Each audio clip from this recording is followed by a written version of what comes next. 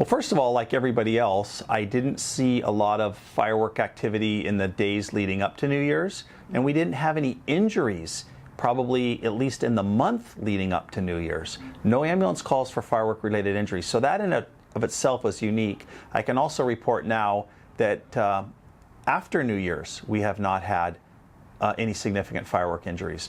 So that's good, because years past, a year or two ago, I think we had somebody lose their hand a day or two after New Year's Eve. So the firework activity was way down. I think anybody who drove around and just looked noticed that really there wasn't any leading up to New Year's, and even New Year's Eve until about 11:30 or 11:40, we didn't see as much as we traditionally see across Oahu. So that's definitely less use and definitely less impact for us. But what we did see is we saw at least 3 people impacted by aerial fireworks, what appeared to be aerial fireworks. One person in the Waipio area was hit in the head.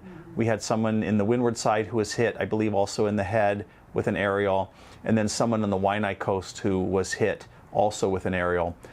We had another incident in the windward side where a child, a pediatric patient, was burned by what we think is an exploding aerial that exploded near her.